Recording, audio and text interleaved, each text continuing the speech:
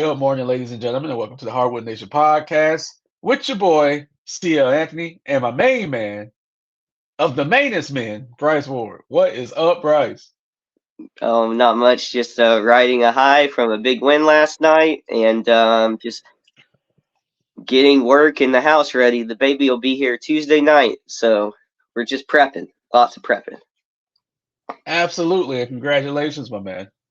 Thank you. So speaking of this high from last night, the Orlando Magic had a very impressive victory over the Los Angeles Lakers, who could be a title contender. What did you see last night that you liked so much? Um, our suffocating team defense, even against LeBron and AD, creates problems. AD, they played their games well. They did LeBron and AD things, but the rest of the team had issues. So the Magic's defense, which is going to be our calling card all season, um, even Franz and Paulo, our offensive engines, they play well. They're playing good defense. We had to call up Anthony Black and Goga Patatse into our starting lineup because, of course, Markel Fultz, Gary Harris, and Wendell Carter, who they confirmed is going to have surgery on his broken finger. He's going to be out, at least 3 weeks is what they said. I'm sure it's going to be longer than that. But we had a rookie and our third string center in our starting lineup, and the reason they did that was to keep the second unit the same. Our second unit off the bench. It's been a nice spark plug for us all season. So they kept that unit the same. They moved those other two guys up to the starting lineup, and their defense is, I think, the main reason for that. I mean, AB's a 6'7" rookie, but he plays it almost already elite level style defense. And Goga Batatse, I think, had like a double with 5 blocks. So they just moved up, and next man up filled that spot perfectly. So first and foremost, it's the defense of the whole team, but then after that, it was our 1A and 1B guy just doing what they're supposed to do. Paolo had 25 and a 10 assist double, and Franz had 26 points. So combined, 51, and that's what we need from our two stars. And when our defense plays the way it does and our two stars step up, the rest of the team just has to do normal type things. And the result was not only a win, but a very comfortable win against, like you said, they should be in title contention. At least that's the goals for the Lakers. They look like on paper they're really good. They were also dealing with injuries. I'm not gonna skip over that, but it wasn't their star players or anything. And since the Magic are out a couple guys, I definitely not going to use that as any kind of excuse for the Lakers. So it was a very confident win from. It's almost the best I've seen the Magic look from start to finish. They really didn't have too long of a period where it seemed like the Lakers were taking control, just a few little stretches, but nothing compared to what the Magic strung together. And it's the kind of win, like really good, confident win against another who's expected to be a deep playoff team. And so it is just something the team really needed. The fans wanted to see, and Paolo and Franz stepping up is exactly what we need from them. And after a kind of shaky start from them, the last two games have been looking a lot better. So I think this is the most confident I've been in the team. I think this is the most confident Magic team I've seen in quite some time. Yeah, nothing but good things to say. And the Rook, AB, he just stepped up in a big way. He looked a little rough in preseason, but the minutes he's played in the regular season, especially minutes that have mattered, he's looked almost as good as you could hope a rookie could look, making all the right plays, getting after it on defense, and knocking down open threes, even though that's not what he's known for. But he's taking the shot in stride. He's not second guessing himself, and he's knocking down and playing with confidence. So, yeah, I mean, a big positive win. That's all I can say is from start to finish, it's the best game I think the Magic have played so far. I want to give a shout out to the Balls in Our Court podcast, very own Cortez Paul, Hardwood alumni, my brother from another mother. I know he was lit last night, so I just want to play this little clip at the ending of the game.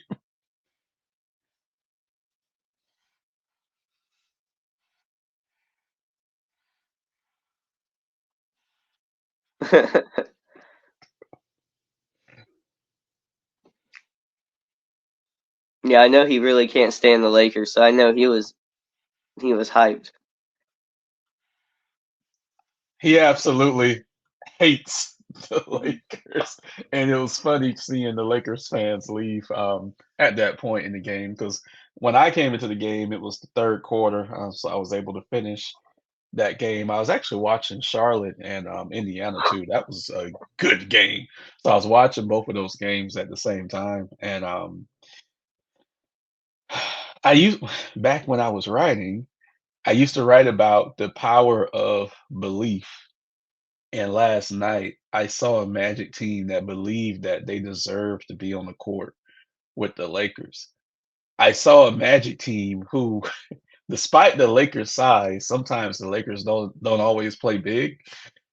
The Magic were playing up to their size last night. They were playing big boy basketball, and I'm just like, wow, like, and I know you're curious about this text that I sent to Cortez, and I'll get there in a minute.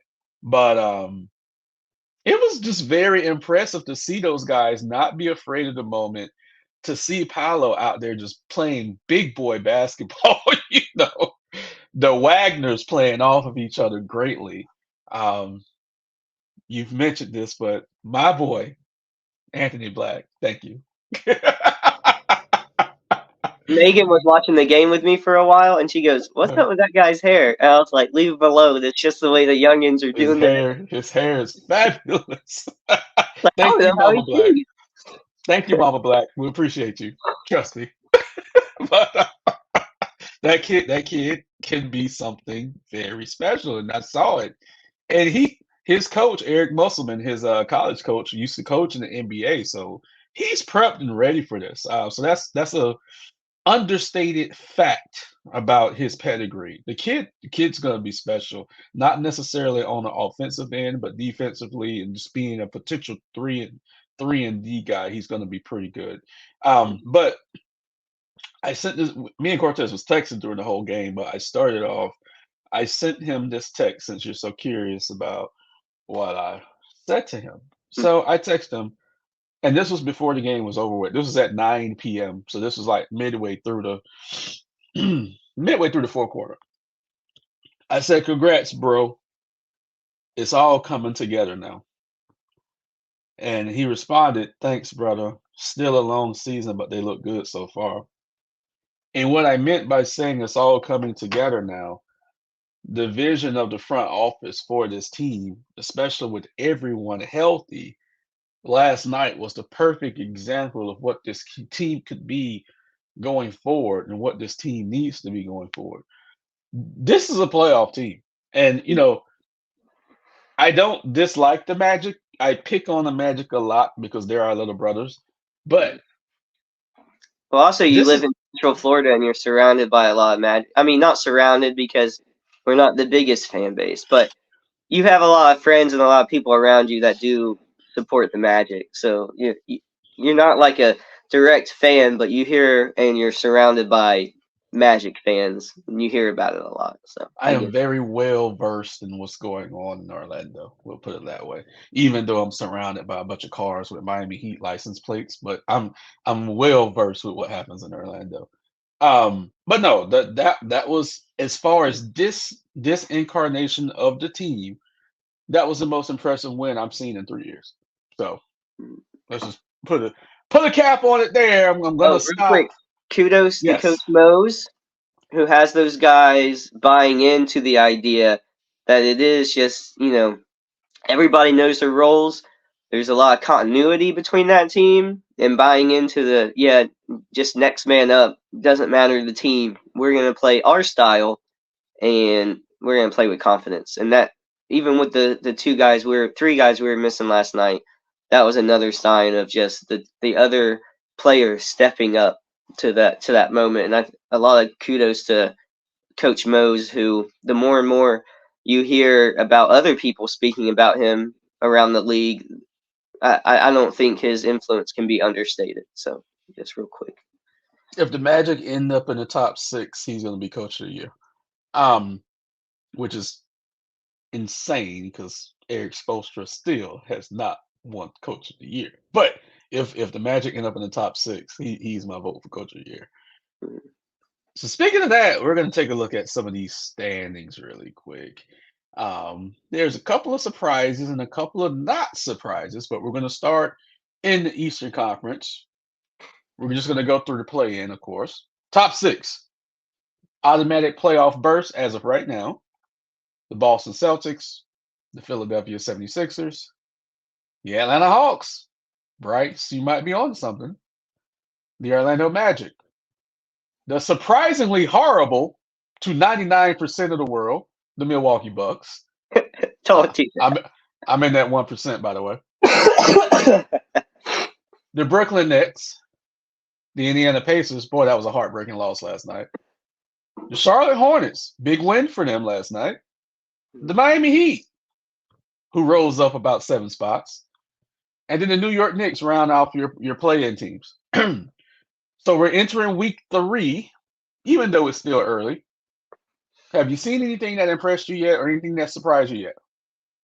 Well, we were out on the Hawks to start the season, and I haven't gotten to watch them yet because I'm limited in my time. So it's like, if it's not a Magic game, there's very few games I'm watching right now. I just don't have time.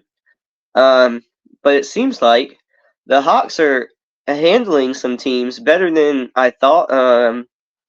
Brooklyn's still hanging in there for the most part. I know Halliburton had a massive game last night, and they still couldn't pull it off. So really big kudos to Charlotte. But they have some special players in Charlotte. LaMelo is going to be a special player. Really, He's already a special player. I know, but like the play, like I saw the highlight play of what he did on defense too, and having that team playing the defense that Skyle should be having them play, and they can go far. It's just they just have to stay healthy. That's the biggest issue with them, I think. But I think with the standings, the Hawks right now. I know it's early. So the Heat and the Hawks are my biggest surprises. I'm not worried about the Heat because they do Heat things, so I'm not worried about them.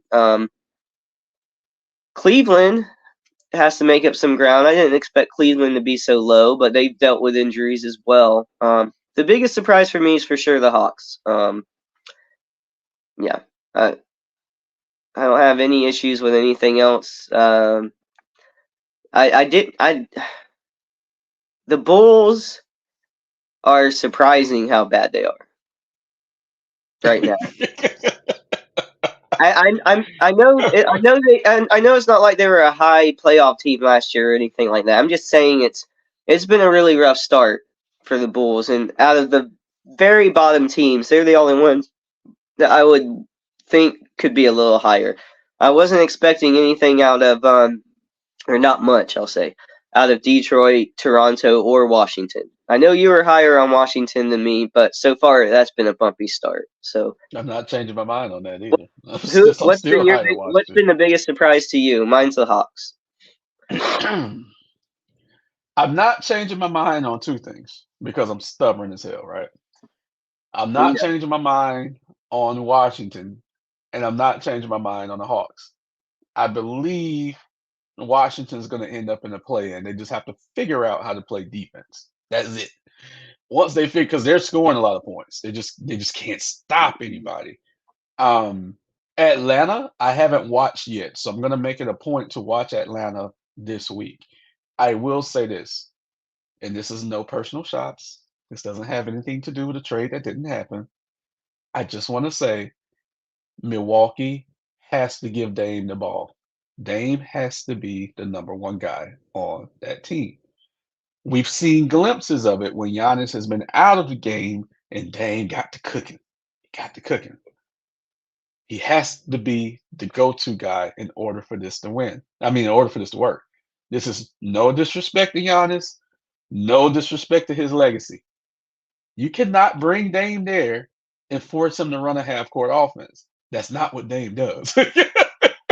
That's not the type of player he is. So when they do it, they're successful. But for Atlanta to go in there and beat the brakes off of them was impressive. I didn't watch it. I was watching the score. But that kind of raised my eyeballs a little bit, like, okay, Um, Boston is what I thought they were gonna be. Should they stay healthy? Porzingis, we're gonna need you to stay healthy. Hmm. They're gonna be in the conference finals. Now, what they do there is up to them. They will absolutely be in the conference finals. Um, Philly, I'm gonna give you the floor. I know you love Tyrese Maxey. Go ahead. We talked before the season about where Philly could land. And on paper, with Harden, you were still giving them the props to be one of the best teams in the East. Yes. I would have agreed, despite the effect Harden has on teams. So I was just wondering what kind of part Harden would play in that team. I figured it would be negative if he stayed there. Of course, they shipped him out, as we all know. And Philly, still, though, looks really good. They have 4 starters averaging at least 20 points a game. And Kelly Oubre Jr. looks like Mm. a massive steal, which, Hmm. to be fair, his on court performances have never been something to laugh at. Right. It's like it's more been off court things that have created issues, I think. Um, so the fact that he is playing so well in that environment isn't so surprising to me. Um, and I just love Maxey's spirit and his demeanor so much, and like what he brings to the game in terms of mentally and what he's capable to do or capable of doing physically. Getting Harden out of there was the best thing they ever could have done for Maxey. And considering how young he is, I think it was the right move regardless. So Philly is playing, I think, with a little more edge because of that. I am not a believer in having Harden on your team. I think he's going to create problems for the Clippers somehow long term, who were already playing. I just would not want him. That's just me. I would not. And On so, that. I mean, Maxey is going to have even more of a breakout year. He he's a nice number 2 to Embiid. I like Philly better without Harden. I like him so much more. So I'm excited for that team. I have Maxey in fantasy this year, so I'm paying extra close attention. And that kid is just playing out of his mind.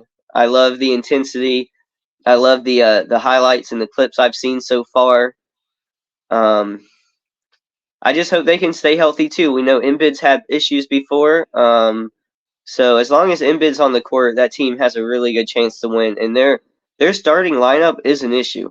They're going to be tough for teams to beat. I have to see how deep of a team they are, because that's going to come into play, more in the playoffs. But right now, Philly really looks like they could be the other team facing off against Boston early on in the conference finals. That would be my pick right now this year is Philly and Boston in the conference finals, because they just look a little more confident. I know Milwaukee has things to figure out. The Heat have some things to figure out, even though, I mean, we know what we're getting from the Heat. They're going to have to figure out which guys are going to for sure step up. You Right. mentioned the other day to me, you're going to need a little more from Bam. I mean, Tyler Right. Hero had a double-double. I know sometimes he takes a lot of shots, but he's your go-to scorer right Yeah. now. I mean, you told me, it's not Jimmy, it's Tyler. So he's doing what he's supposed to be doing. The rest of the team is the one that has to step up. So But right now, if I had to put my money on two teams coming out of the East or playing in the conference finals, I think it's a safe bet to see Boston and Philly there. This is what I'll say about Philly's depth, and then we'll move on to the Western Conference, and then we'll end the podcast with going deep into Harden. Um, Not as deep as Dwight Howard would go, but no, we're not going as deep as Dwight Howard would like us to go as deep. Um, kudos to everyone who gave us love last week, by the way. mm, Um, it was a good trade. The Clippers were desperate, and we'll get into that. I'm not going to get into it right now. The Clippers gave up Nicholas Batum, who has been one of my favorite players ever since he came into the league. Okay. Even at his advanced stage, Nicholas Batum can be a threat to give you at least 8, 5, and 6. Okay. mm, Now he's going to be on the Philly bench. Yeah, they gave up PJ Tucker, who I absolutely love. But Kelly Oubre is as tough as PJ Tucker. Of course, he's a lot younger. He mm, doesn't have that man body that PJ Tucker has, but Kelly Oubre can still knock down an open shot and can still lock down offenders and can play 3 positions. Philly's going to be a problem. mhm. Just say that. Philly's going to be a problem. Okay, so they didn't lose anything by losing James Harden. They did not. Okay, let me just say that. All right, so moving over to the Western Conference, we have the reigning and defending NBA champions, the Denver Nuggets, the Golden State Warriors. Be careful. The Dallas Mavericks. Kyrie just came back and they dropped their first game. Go figure. The New Orleans Pelicans, who are playing great basketball. The Los Angeles Clippers. Again, we'll talk about that a little later. Wemby and the San Antonio Spurs. That's surprising at this point. Mhm. The Minnesota Timberwolves. The Los Angeles Lakers. The Portland Trailblazers. That ain't And the gonna last. Oakland we don't know now. And the Oklahoma City Thunder rounds out the playoff / play in the Western Conference right now. There's a couple of teams that's not up there. That should be up there. So what are your standouts so far? Dallas, which you hinted at could be coming to an end with Kyrie back. We'll see. But I will say, Luka has been playing like extra out of his mind. Like he's playing peak Luka right now, so it's impressive. The Pelicans aren't much of a surprise because they've shown they could be a really good team when Zion's been healthy, when Right. McCollum's been healthy, when Ingram has been healthy, all on the court at the same time. The Pelicans shouldn't be forgotten, but we'll see if they can stay healthy. That's always been the issue. Portland, a little surprising. San They've Antonio, won 3 straight games. yeah, after losing to the Magic, I guess. So, That's cute. at home for their home opener, no big deal. That's cute. That's But cute. San Antonio, if they figure, I mean, if Wemby is just dominant from the start, mixed with Pop, they're gonna exceed expectations. I don't know if they keep that spot. Also, the more these teams see of Wemby, not like they could stop Wemby, but they might figure out ways to slow that team down outside. Right. So, more tape on that could expose them a little bit. But still, I'm surprised. I'm mostly surprised that Sacramento is so far down. I know they've had a couple real close games against good teams, and so I don't think it's cause to worry. And we know Phoenix has been hit with the injury bug, missing Booker for most of their games and missing Bradley Beal for all of them so far. And we know Kevin Durant's not going to win you every game. We know that. So those would be my biggest surprises. And I know we've gotten a good laugh out of who's the worst team in the league. And I don't think you can even say the West. I think you could say the whole league in how bad the Grizzlies are. I mean, we knew they weren't going to be great, but we didn't know they'd be worst team in the league. I mean, Detroit's looking better than. The basketball gods, man. It's Yeah, yeah. all on the basketball gods, and that team needed humble. I said it all last year. That team needed humbling, and God damn it, they're getting humble right now, man. Dude, if I was Marcus Smart, I would be furious. If I was Marcus Smart and went from a title contender to that horse shit of a team, I'd be so upset. I'd be so upset. What's been the biggest surprise for you? Because I think for me, for sure, I can say Dallas being up so high, San Antonio, and then Sacramento being so low. My biggest surprise will surprise people. It's Golden State. If you remember, they got off to a rough start last year, and we're kind of in the middle of the pack. Dude, they've won 5 straight games. They've hit 2 game winners in back-to-back games. They're on a fucking mission. I'm telling you. Like, no disrespect to Denver, because I still don't see anyone beating Denver in a 7 game series. But man, Golden State's out to get one more. They're trying to squeeze one more out, man. I think they're surprising right now. They're going to give teams a run for their money, to be honest with you. Um, San You can never Antonio count is Steph out. You can never count right, Steph out. right. Especially now that the distraction is gone. Even though I love Jordan Poole to death, the distraction is gone. And let's be Um, real, people discounted Clay too early. He had a real injury. He's a little bit older. Let's give the guy time to come back. And he's starting to look more and more. He'll never get back to his truly old self, but he was in his prime before all that almost. But he is playing better than I think we saw last year. And then the team, like you said, without the distractions, looking like they got back to their old self. So just wanted yeah, to say yeah, that. Props to Clay too. and I love Clay. When I say Clay's washed, I mean more so defensively, because with those injuries, he has slowed down a little bit. Because Clay was one of the elite defenders in the league. Can he still make an open shot? Absolutely, he can still make Yeah. an open shot. He might be a little slower in getting to his spot, but yeah, he can still make an open shot. I think the fact that Golden State made a choice that a lot of teams don't make. Draymond Green thought he was gone. Let's just be real. He thought he was gone. He thought he wasn't coming back. And for them to get rid of Jordan Poole and re-sign Draymond Green was really telling, because a lot of teams wouldn't have done that. So I think they have a chip on their shoulder to say, okay, we're motivated. Let's see, we're getting older. Let's see if we can get one more, barring any injuries or whatnot. And I'm telling you, like you said, you can't count them out. The Rockets have won 2 straight games, and they're knocking on the door to play in, even though it's still early.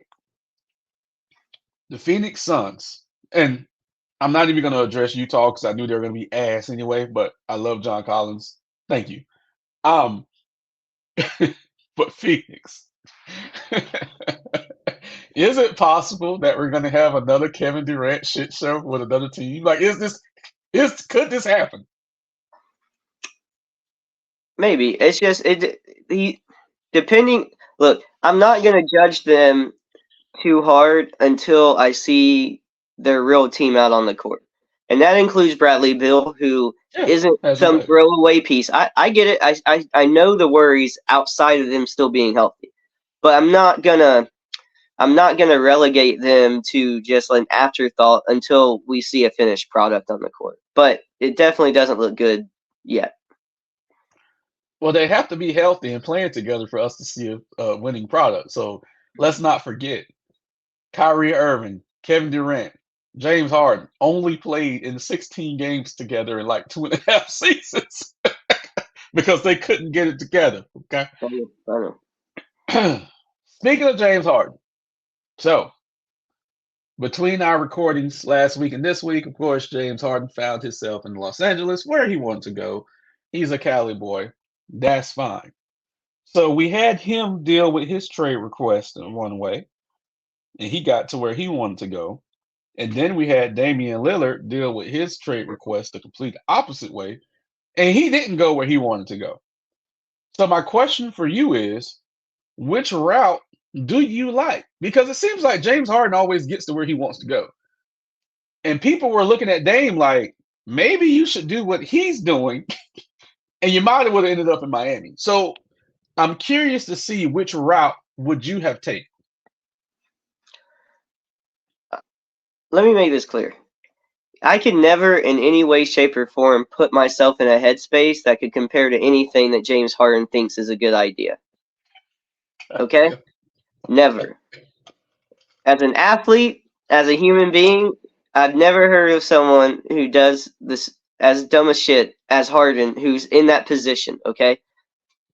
If I was Philly, I would want to send him to a team just to watch him implode, okay? To me, yeah, you can send him where you want, but you still got a lot of good pieces back. I don't know how many people really wanted James Harden anyway, so you might have been limited. Whereas anybody in the league would have taken Damian Lillard. Let's be real. So the let's not compare those two. Just for this, I know they both had big time moves this year. But let's not compare those two. James Harden is a cancer on any NBA team that he lands on. So, yes, he is effective at getting where he's going, getting where he wants to go. Depending on how the Clippers do with him on there, this might be one of the last times James Harden can ever pull off what he just did. Because he's not going to get a contract and power going forward that grants him this. I mean, there's just only so much he can do. So I don't know how much more road he has to run down, but we'll see. But still, Dame also doesn't have nearly the experience of getting moved off a team like Harden does. Harden's made it fucking a hobby of his to get traded off of teams. Damian's only done it one time. I'm not going to compare those two. I hope everybody the best, but if I'm the Clippers, I liked my team better without him. So Well, I just don't. this is absolutely James Harden's last shot at being taken I hope so. I serious. can't deal with him anymore. You can't deal with I'd rather have Kyrie than James Harden. I love the entertainment value of James Harden, and I will say this. For as much as I love Russell Westbrook, and for as good as Russell has been playing for the Clippers, beginning last season into now, right now he's averaging 15, 7, and 7. Okay. hmm This is gonna hurt him. hmm And they've played together twice before in Houston and in the OKC. They've known each other since they were kids. This is gonna hurt Westbrook, man. I think because they both have to have the ball in their hands. Russ has shown he's willing to give up the ball a little bit, just a little bit. James Harden has shown that he is not giving up the ball by his quotes this week. He is That the he is a system. can't make this shit up, man. How can you not swallow your pride to play with the MVP center to where you will not give up the ball and you felt limited because a great coach in Doc Rivers was feeding his big man? I will never understand. I never understand. That was his best shot to win a championship in Philly. Oh my God. Um, when you first heard this "I am a system" quote, how disgusting were you? Well, it just confirms the suspicions you have of players, right? So like Harden, we know there's issues behind the scenes like every time he goes somewhere, whether it's his effort, his off the court antics, there's something that bothers someone on the team. Like he creates issues. And he has the mind frame set up to go in to create issues. he thinks he's still Houston Rockets James Harden, and he's just not. And even then, what did you win? What did you lead your team to? A whole lot of nothing. Right.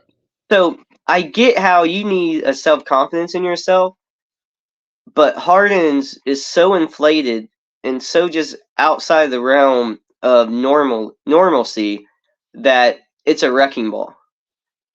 I go on record, I don't know how many times, saying I would not want him anywhere near my team. I don't care how young, I don't care what you need on your team. I just don't care. You bring him in, and it's a net negative in my eyes. Yeah. He's a ball hog. He's not going to listen to coaching. He's going to have issues with other players that do want to play the same way, and he's not going to play defense. In what world do you want to play James Harden? Like, it just, but whatever. This will be another blunder on the Clippers spreadsheet of blunders that they've had over the course of their entire NBA franchise. I liked them better without him. Now I like their odds less coming out of the West just because of him. I can't stand James Harden, man, as a basketball player. He's all the things you want in a player mixed with all the things you don't. Yeah. You may have a starting lineup of Westbrook, Harden, Kawhi, Paul George, and Zubac, I believe. Between those four guys, man, I don't think Tyrone Lue is going to be able to control that team. You have so many personalities on that team, man. The only thing I can hope for is and I don't have much hope because, well, I don't know. It could just be different personalities work out better. But, Kyrie and Durant couldn't even do anything with Harden. That whole situation was a mess. The only hope that the Clippers can have is that Harden and Paul George can keep Harden in his place a little bit. Because, with all due respect, they're on the same level of superstardom as he is. So, if I'm a Clippers fan, that's my only hope, is that Harden can kind of be kept in check because Paul George and Kawhi are legit. So, we'll see. I just I don't have a lot of faith in Harden at all. So We're going to see how it works out. The Clippers are going to be our new Nets, so they're going to give us a lot to talk about this season. I'm definitely looking forward to it. Absolutely.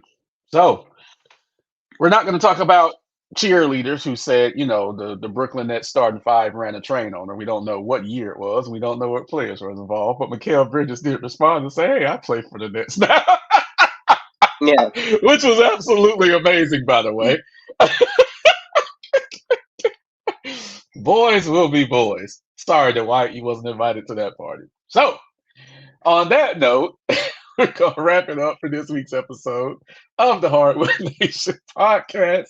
Please like, subscribe, and share our content. Tell us that you love us. Tell us that you hate us in comments below. We appreciate all of the comments that we got last week on our Dwight Howard episode. Wink, wink. And we are out.